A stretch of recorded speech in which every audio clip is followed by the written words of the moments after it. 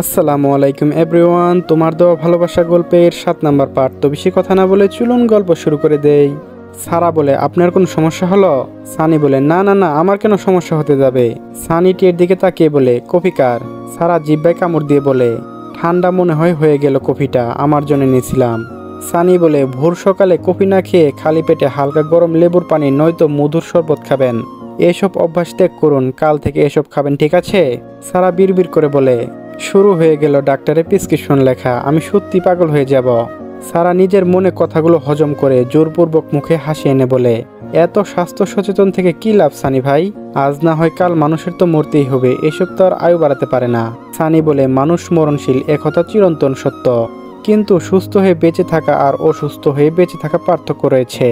তবে স্বাস্থ্য সচেতন থাকলে মানুষ যে অসুস্থ হবে না এমনটা নয়, ভাগ্য থাকা আর নিজে বয়ে আনা পার্থক্য রয়েছে ম্যাম। সারা বুঝতে পারলো এই মানুষটার সাথে যোগ দিতে পারবে না সে, কিন্তু সানির এমন সব সময় তাকে আপনি বলে সম্বোধন করে একটু ভাবনায় ফেললো সারাকে।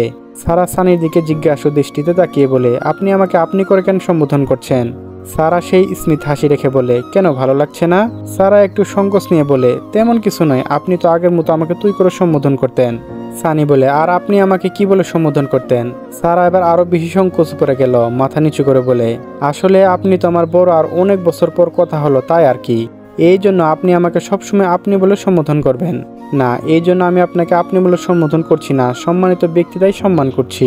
সারা অবাক হয়ে সানির দিকে তাকিয়ে বিস্মিত কণ্ঠে বলে, মানে? এই বাড়িতে আপনি সবার উপর হুকুম চালান, স্বয়ং রায়হান খান পর্যন্ত আপনার জেদ সহ্য করেন, তাহলে আপনি কি সম্মানী ব্যক্তি নন? সারা মুচকি হেসে কফির কাপ হাতে নেয়, সানির দিকে তাকিয়ে মনে মনে ভাবে, আমি তোমাকে সম্মানের সর্বোচ্চ চূড়ায় রাখতে চাই, যেখানে অসম্মান দুঃখ তোমাকে স্পর্শ করতে পারবে না। সানি লেবুর পানি হাতে নিতে নিতে বলে, কাল থেকে ভোর 5:30টায় ছাদে আসবেন, আর সঙ্গে এসব খাবার নিয়ে আসবেন আমরা দুজনের জন্য, ঠিক আছে? সারা বিস্মিত হয়ে বলে, মানে হলো আপনাকে ইয়োগা করতে হবে, খুব বেশি নয়, 10 মিনিট ইয়োগা করলেই হবে। এই ইয়োগা শক্তি বৃদ্ধি এবং রোগ প্রতিরোধ ক্ষমতা বাড়ায়, এইসব থেকে ভালো গুণ হলো মানসিক চাপ কমায় এবং মনোযোগ বাড়ায়, শরীরের পাশাপাশি মনকেও শান্ত করে। সারার এবার মাথা ঘুরছে, এসেছে পর্যন্ত জ্ঞান শুনে যাচ্ছে। এই লোকটার সাথে সবসময় কাটানো বিনা সার্টিফিকেটে অর্ধেক ডাক্তার হয়ে যাবে সে। আর কি রুটিন ধরিয়ে দিয়েছে কে জানে। এইসব ইয়োগা তাকেও করতে হবে, ভাবতেই মাথা চক্কর দিয়ে উঠছে।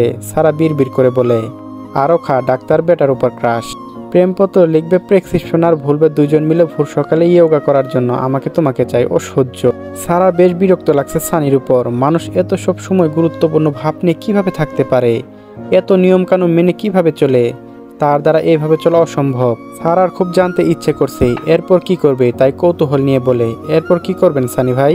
সানি বলে, জিম করব, এরপর কলা আর ডিম খাবো। তবে আপনার এসব করতে হবে না, আপনি ইয়োগার এইসব খাবারটুকু খেলে চলবে। সারা নিজের মাথা ঝাঁকালো কয়েকবার। সানি ঠোঁট চেপে হেসে বলে, আপনি কি করবেন এখন? আমি এখন একটু পড়তে বসবো, এরপর একটু ঘুমাবো, তারপর ভার্সিটিতে পাওয়ার যাব, বোরিং লাইফ। মনমোরা হয়ে কথাগুলো শেষ করলো সারা। সানি নিঃশব্দে হাসলো। বিকেলে হাঁটতে পারেন তো ভালো লাগবে। সানির এ কথা সারার খুব পছন্দ হলো। সকালে সে না হয় তার জন্য ইয়োগা করলো, আর বিকেলে তার জন্য সে হাঁটলো। মন্দ হয় না বিষয়টা, ভাবতেই মনে আনন্দ লাগছে। সারা তো আর সরাসরি আবদার করতে পারে না, তাই একটু ঘুরিয়ে বলার চেষ্টা করলো, একা একা হাঁটলে ভালো লাগে না, সেই তো বোরিংয়ের মতো হয়ে গেল। সবাই যে যার কাজে ব্যস্ত, আমাকে নিয়ে যাওয়ার মতো কারো কি সময় আছে? তা অবশ্য ঠিক, বাসায় সবাই যে কাজে ব্যস্ত, সকলে কর্ম রয়েছে, তবে মাঝে মাঝে বের করা যায়। আর সময় বের করা উচিত, নিজেদের লোকদের সময় দেওয়া জরুরি। আমি বলে দেব সাফি ভাইকে আর আয়াতকে। এছাড়াও আপনিও এক কাজ করতে পারেন, আপনার বান্ধবী আরোহীকেও নিয়ে এবারে আশেপাশে হাঁটতে পারেন। দুজন দূরে যাওয়ার অবশ্যই যাওয়া যাবে না, এই আশেপাশে হাঁটতে পারেন, আপনাদের বান্ধবীও তো ভালো আছে, ভালো সম্পর্ক, আপনাদের দুজনে হাঁটলেও বোরিং লাগবে না। সানির মুখে নিজের বান্ধবীর প্রশংসা শুনে বেস্ট ফ্রেন্ডের সতীন মনে হচ্ছে তার। বিষয়টি হজম করতে পারল না সারা। মনে মনে বলল, আমার বান্ধবী ভালো, আমি ভালো, চোখে পড়ে না।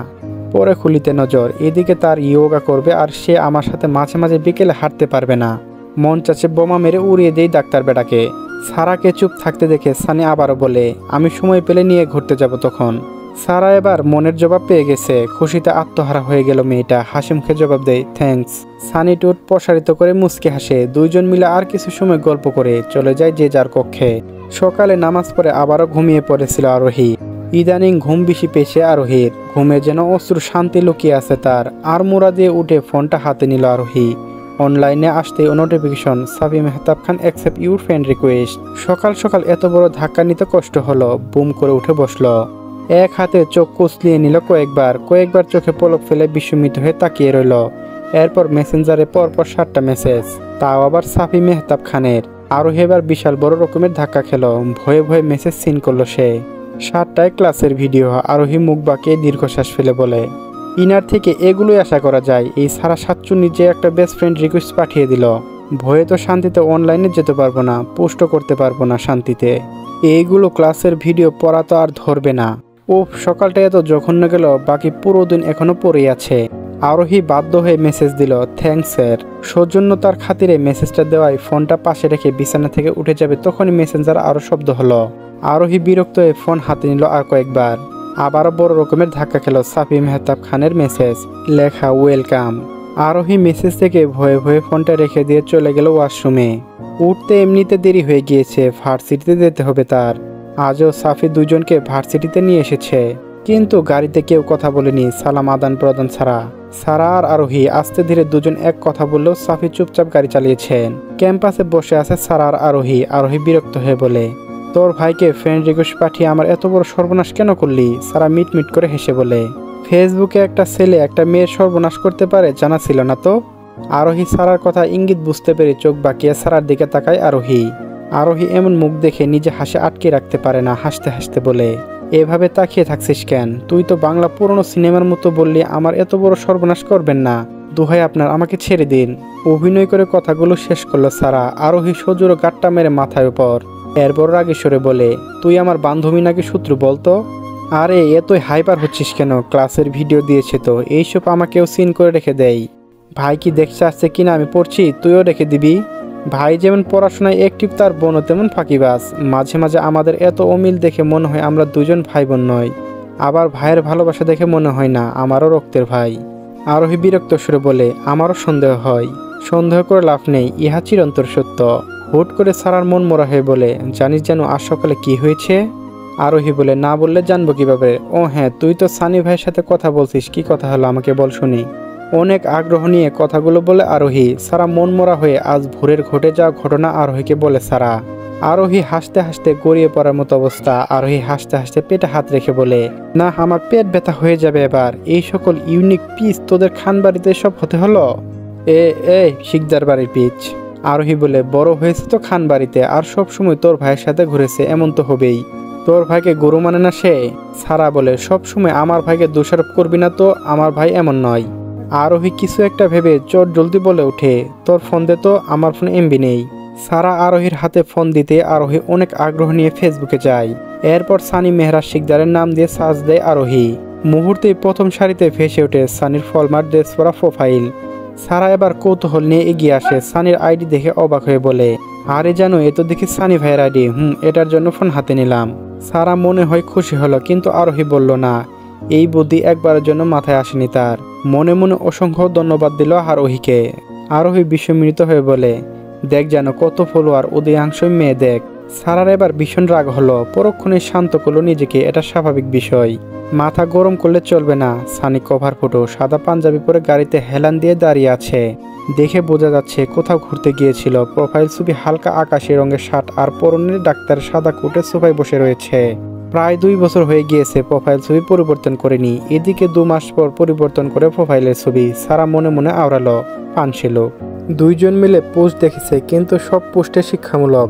অযথা একটা কোনো পোস্ট নেই। আরোহী ফোন রেখে দিল। সারা আর আরোহী একসাথে মাথায় হাত রেখে বলে ওঠে, চোরবস্ত। আরোহী কিছুক্ষণ পর আবারও কৌতূহল নিয়ে বলে, এদের মাঝে কোনো অনুভূতি নেই? কোন গ্রহতে যে আগ্রত হয়েছে এই পৃথিবীতে এরা দুজন? সারা দীর্ঘশ্বাস ফেলে বলে, জানি না। তুই এতটুকু দেখে অবাক হচ্ছিস? সানি ভাইয়ের কথা বলতে পারছি না, কিন্তু আমার ভাইয়ের কাণ্ড শুনবি। ছেলে মানুষ বিয়ের অনুষ্ঠানে গেলে সেজে গুজে থাকা মেয়েদের দেখে কিভাবে নির্লজ্জ বেহার মতো তাকিয়ে থাকে। আর আমার ভাই এই জন্য বিয়ে বাড়িতে যায় না, বলে বিয়ে বাড়িতে মেয়েদের এসব আনাগোনা হ্যাচারি নাকি তার অসহ্য লাগে। একবার বিয়ে বাড়িতে একটা মেয়ে ভাইয়াকে প্রপোজ করেছিল। পরিবারের ভয়ে দেখে 10 মিনিট কানে ধরে দাঁড় করিয়ে রেখেছিল। এত সুন্দর মেকআপ কেঁদে কেঁদে নষ্ট করেছিল মেয়েটা। আমি কত বুঝিয়েছি, মেয়েটাকে বাঁচিয়েছি। একদিন আমার ঘরে বসে বসে নেল পালিশ দিচ্ছিলাম, ভাইয়া ঘরে ঢুকে বমি করার মতো উপক্রম। কারণ সে নেল পালিশের গন্ধ নাকি সহ্য করতে পারে না। পরে সব নেল পালিশ নিয়ে ডাস্টবিনে ফেলে দিয়েছে। আমার স্বাদের নেল পালিশ ছিল সব। শেষের লাইনটা কান্না জড়িত কণ্ঠে বলে সারা। আরোহী নিজের মাথায় হাত রেখে বলে, থাম, আমার মাথা ঘুরছে, এখন পরে যাব আমি। আর কিছু বলিস না তুই, এই দুইটাকে মিউজিয়ামে রাখা উচিত। এদিকে ফাহমিদুলকে আসতে দেখে দুজন চুপ হয়ে গেল। বিকেলে সানি চেম্বারে এসেছে সাফি আর আয়াত। আজ প্রথম দিন, সুযোগ বের করে সবাই হসপিটালে। সানি আসতে বলেছিল তাদের। 3 ভাই মিলে কফি খাচ্ছে আর আড্ডা দিচ্ছে। আয়াত সানির দিকে তাকিয়ে বলে, গুরু, কথা তো বলেছ, অবশেষে আমার অপেক্ষার প্রহর শেষ হলো। এবার আমাদের অপেক্ষার প্রহর শেষ করো। খানবাড়িতে একটু বিয়ে সানাই বাজাও, আমার আনন্দ করি। সানি কফি খেতে খেতে নিঃশব্দে মুচকি হেসে বলে, সব কিছু এত সহজ নয়, চাইলে সব কিছু মন করা যায় না। যদি এমনটাই হতো তাহলে অপেক্ষা, ধৈর্য নামক কোনো শব্দ সৃষ্টি হতো না। আয়াত বলে, কিসের অপেক্ষা? তুমি এটা ভাবছো না তো সারা তোমাকে আদৌ ভালোবাসবে কিনা? কনফার্ম তোমাকে ভালোবাসে, তোমার দিকে সবসময় নজর সারার। তুমি তো বুঝতেই চাও না চোখের ভাষা। মোহ আর মায়া দুটোই অনেক তফাৎ আয়াত, আর এ তফাৎ বোঝার ক্ষমতা এখনো হয়নি তোর। তুই সারার মতো উড়নচণ্ডী স্বভাবের, আর বড় কথা হলো এসব নিয়ে আমি মোটেও ভাবছি না। তাহলে কি ভাবছো শুনি? তোমার তো আর ভাবার কোনো কারণ দেখি না। মেয়ে বড় ভাই তোমার পাশেই রয়েছে। বড় আব্বুর কথা একদম ভাবো না সাফি ভাই, দেখে নেবে সবটা। সানি কফি খেতে খেতে বলে, বড় ভাই পাশে আছে এ কথা তোকে কে বললো শুনি? আয়াত বড় সড়ো বিষম খেলো, চোখ বড় বড় করে তাকায় সাফির দিকে। মানে? সানি চুপচাপ কফি খাচ্ছে। সাফি অনুরূপ কফি খেতে খেতে বলে, ভালোবাসা দিয়ে কাউকে সুখী করা যায় না মানি আমি, তবে মাঝে মাঝে ভালোবাসা দিয়ে কাউকে সুখী করা যায় না। কিছু কিছু অপূর্ণতা কাটা হয়ে দাঁড়ায় সে সুখের মাঝে। আর আমি চাই না আমার বোন সে অপমুহূর্ত পাক, সে কাটার আঘাত পাক। আমার বোন এমনিতে খুব নরম, খুবই আদরের বড় হয়েছে। আমার বোনের দিকে কেউ আঙ্গুল তুলুক, আমি আমার বোনের গায়ে আজ অব্দি হাত তুলিনি। আশা করি আর কেউ তুলবে না। আমি সানি সবার দুজনের ভালো চাই, দুজনের বড় ভাই। তাদের ভালো মন্দ অবশ্যই আমাকে দেখতে হবে। আর সে ভালো মন্দের জন্য তাদের মাঝে যদি দাঁড়াতে হয়, আমি সাফি মেহতাব খান দাঁড়াবো। তোর বয়স কত আর? আমি দেখছি মামুনিকে পড়তে। আমি বড় ভাই হিসেবে কখনো চাইবো না আমার বোন পড়ুক। আমি চাই দুজনে সুখে থাকুক। সানি যদি সবটা ঠিক করতে পারে তবে আমি আমার বোনকে সানির হাতে তুলে দিব, অন্যথায় আমি হব বড় বাধা। আয়াত বিস্মিত হয়ে একবার সানির দিকে তাকাচ্ছে আর একবার সাফির দিকে তাকাচ্ছে। দুজনে খুব স্বাভাবিকভাবে কফি খেয়ে যাচ্ছে।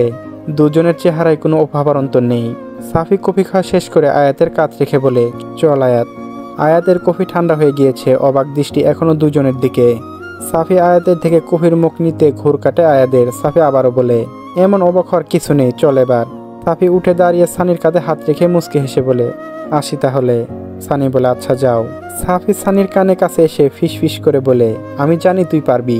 চলবে। গল্পটি কেমন লাগলো অবশ্যই জানাবেন। আর পরবর্তী পার্ট আপলোড করব যদিন আপনাদের ভালোভাবে সাপোর্ট পাই। ধন্যবাদ।